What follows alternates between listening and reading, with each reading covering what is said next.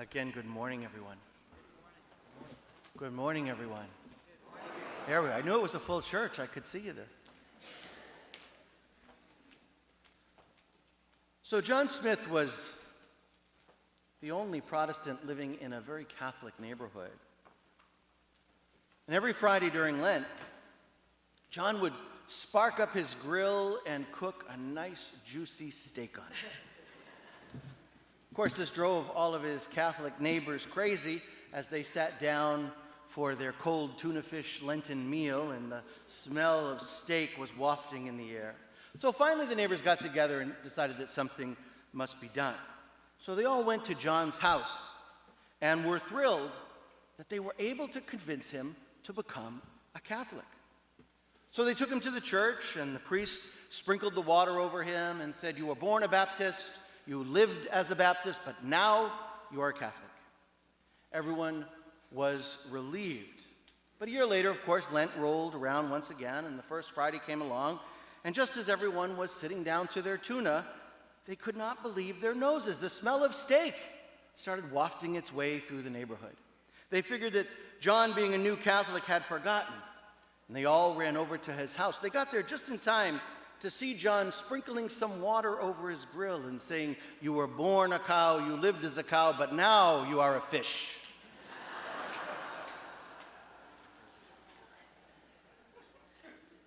I don't advise you trying that yourself. I also apologize. Corny jokes are par for the course, so. Okay. We heard in our gospel today those amazing words. Jesus was transfigured before them.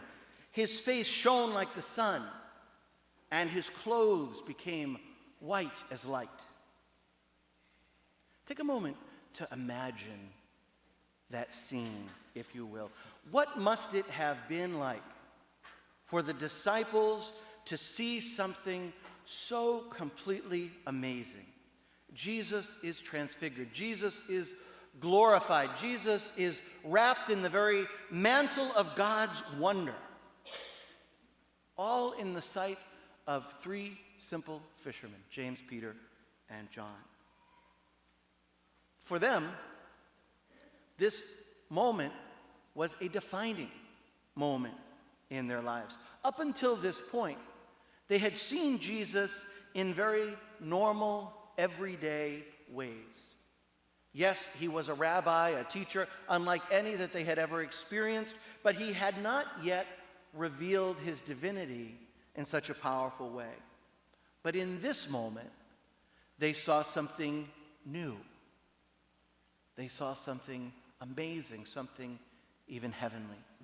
And if that were not enough, they heard the very voice of God himself echoing from heaven. "This is my beloved Son, with whom I am well pleased. Listen to him." From this moment, their lives changed. Everything was different. They began to see Jesus in a new light, in a true light, in a heavenly light. It was an experience that they would never forget. And we know this because in the second letter of Peter, St. Peter wrote about just this moment. He said, "With our own eyes we saw his greatness. We were there when he was given honor and glory by the Father, when the voice came to him from the supreme glory, saying, 'This is my own dear Son, with whom I am well pleased.' We ourselves heard this voice coming from heaven when we were with him on the holy mountain." St. Peter wrote those words 35 years after the resurrection. 35 years later, just before his own crucifixion. St. Peter remembered that moment on the mountain for the rest of his life. And while you and I may not have had quite the same experience that Peter, James, and John did, hopefully we too have had some experience of transfiguration in our lives. Hopefully we also have had moments when even for a split second we seem to glimpse the heavenly reality that lies just beyond this one. These are the moments when, for an instance, we see beyond the ordinary into something extraordinary. When we see God's true and living presence in our midst. The Eucharist, which we gather for today and every week, is an incredible moment of transfiguration. We gather in this church around this simple table. We will present today mere bread and wine. And just as amazingly as on that mountain, it will be transformed in our midst. It will be transfigured into the very divine presence of the living God. We will begin today with elements that are common, that are ordinary, that are mundane.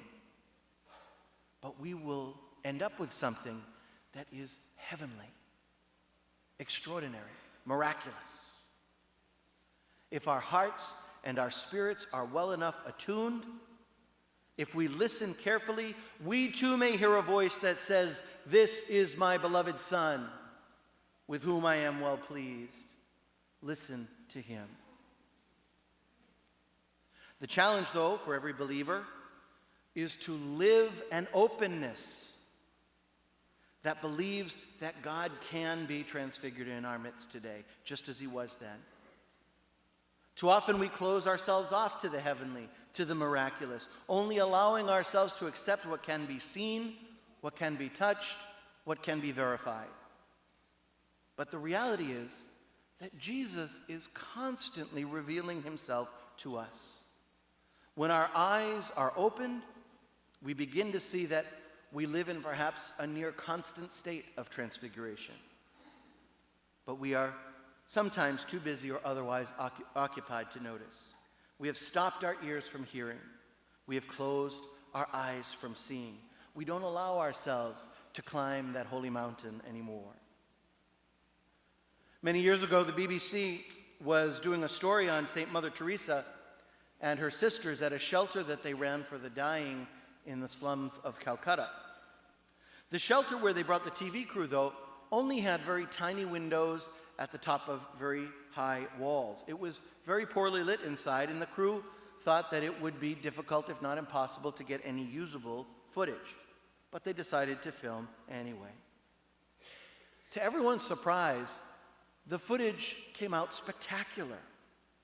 The whole interior of the shelter was bathed in a mysterious warm light. The camera crew said that it was impossible to explain. And writing about this moment, one journalist said, "Mother Teresa's shelter is overflowing with love." One senses this immediately on entering. This love is luminous, like the halos that artists make visible around the heads of saints. I find it not at all surprising that this luminosity should be captured on film. My friends, this is what transfiguration is all about. A recognition of Jesus in our midst. But it is not only Jesus who becomes transfigured and transformed. We see how that experience changed the life of St. Peter forever. And God invites us to become transformed as well. As you know, I'm here to lead the Parish Lenten Mission this week. And I think that this image that is placed before us today of transfiguration is a wonderful image to lead us into this week. Jesus is calling each of us to leave the ordinary behind, to ascend the holy mountain once again. He wants us to leave the distractions that keep us from seeing his presence all around us. He wants us to go up that mountain alone with him, as he did with Peter, James, and John. And there, Jesus waits for us, for each one of us. Join us this week, and let's climb that mountain together. Let us see Jesus made new, made real before us. Let us become once again the luminous beings that an encounter with Jesus makes us, so that we can be the salt of the earth and the light of the world for all to see. Let us together stoke the flame of our faith so that we might see Jesus more clearly around us, that we might be his luminous presence in our world. This is my beloved Son. Listen to him. May the Lord give each of you his peace.